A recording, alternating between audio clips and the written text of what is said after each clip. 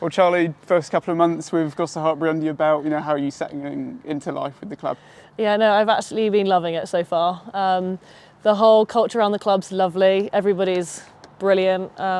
We've got a whole lot of new faces at the moment with all the internationals away, so it's been a completely different sort of team to step into than I would have last season. But that's been really cool because it means everyone's come in fairly fresh. Everyone's got lots to give and lots of learnings to make. So yeah, so far I've loved it. Yeah, and before joining Gloucester Hartpury, you played for Exeter, you played out in New Zealand as well. For everyone that might not know what your journey is, what your trajectory is here, how has that kind of played out?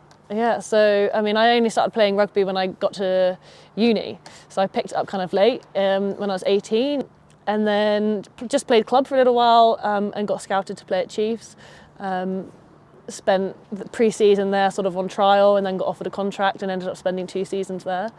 And then I sort of had a bit of a pull to see New Zealand, having always wanted to sort of travel there, and had the opportunity to play with a Super Rugby team out there. So played a season with Mush too, which was amazing because it was just a whole other side of rugby that you don't get here. The Kiwis play such like quick, fast running rugby, whereas here playing in the winter it's quite often forwards heavy and mud and wet, and you're a cold winger sat on the sidelines, stood on the sidelines waiting for the ball to come to you.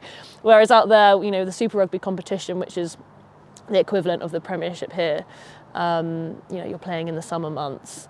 Yes, it's hot, but it's amazing, quick, fast rugby. So it was really cool to sort of take all of that on board, learn a lot, and bring it back here.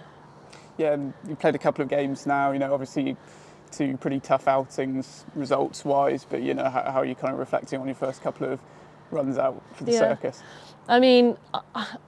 It's difficult when you're not getting the results, but obviously pre-season is there to learn, and it's there to sort of for the team to get together and learn more about each other as well as about how we play. So it's been good. I've enjoyed it, and getting to play 15 was brilliant. I've never played a full game at 15 before, so that was really, really interesting for me, and I actually loved it.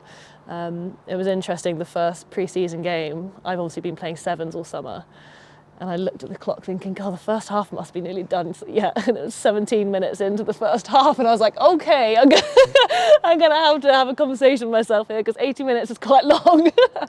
But no, it's been really good so far. Yeah, definitely. And of course, rugby runs in the family for you. Gloucester Rugby runs in the family. Your dad, Trevor, he's a legend at Gloucester Rugby, and he's in the coaching team now.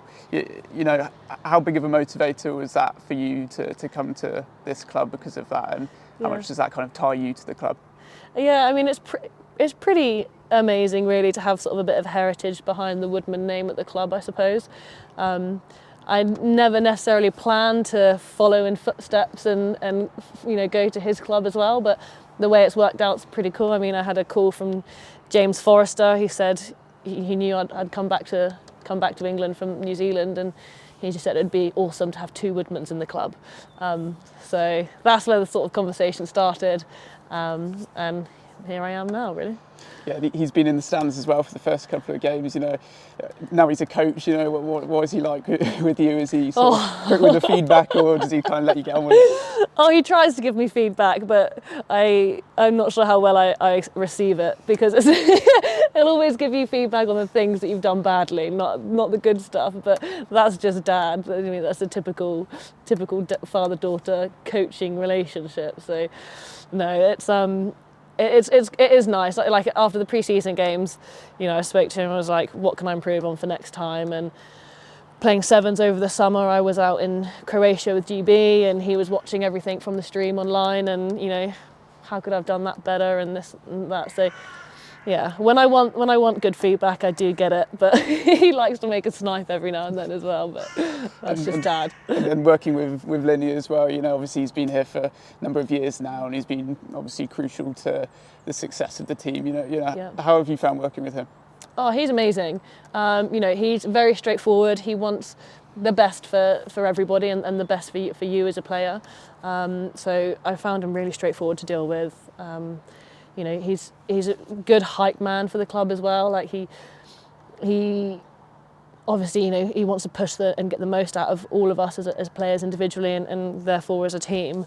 But he's got some great energy, which I think you need as a head coach. Yeah, definitely. And for you, you're coming into a team, you know, there's obviously lots of competition, particularly in your position in the back line. Yeah. You know, for you, what's your kind of ambition this season? You know, how do you see it playing out? Well, it's difficult to say, really, isn't it? I mean, I never signed at Gloucester expecting to walk into a starting shirt. So I'm not expecting it to be easy for me for the rest of the season, especially with people coming back from injury and internationals coming back and things like that. So, you know, you just got to keep working as hard as you can and keep trying to fight for your spot. I mean, I'm lucky enough at the moment we've got players away, and so I've had the opportunity to sort of step into the starting shirts and give it 80 minutes for the last 2 games, and hopefully that will continue. But it's rugby, so you just got to keep putting your hand in. Yeah, for sure. And obviously a lot can change in a short amount of time. You know, you look sort of 12 months ago, some of the girls were making their first starts, and now, you know, they're playing for their countries. So yeah. A lot can change, can't it? Massively, yeah, absolutely. And I think, you know, having been away and come back, I think I've got a whole lot more to give with rugby now, and I think my mindset has changed around the sport massively. When I was at my previous club with Chiefs, I used to put far too much pressure on yourself just to be the best all the time, and actually that quite often hinders you. Whereas having gone away, experienced a completely different side of rugby and how they run it over there, and the mental skills that they really push in the club as well, and bring that back here. I think I've come back with a really good sort of mindset with rugby on hopefully how to perform without pressurising myself too much. Yeah, and just looking forward to this Sunday now. You know, it's the first game of the season opener, Slater Cup. We're playing at Kingsholm. You know, yeah. You must be pretty excited to get out there. Yeah, I mean, the club's everyone's buzzing for it. You know, start the season, Kingsholm, we're on TV, everyone's buzzing. And, you know, Leicester's a really good team for us to start off with after having, you know, a very tricky pre-season with our sort of local derby teams. So it's, everyone's buzzing, and Kingsholm's an amazing pitch to play on.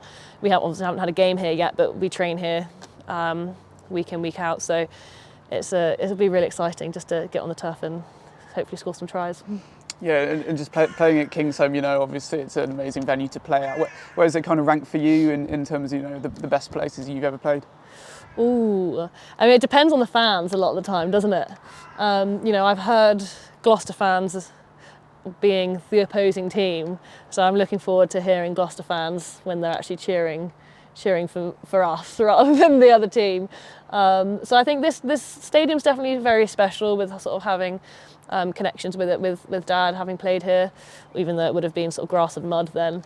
But I got the opportunity to play at places like Eden Park in New Zealand, and the Cake Tin and Wellington and stuff like that. So I've had a really cool couple of years of playing in some awesome stadiums, but it always comes down to the fans really for me.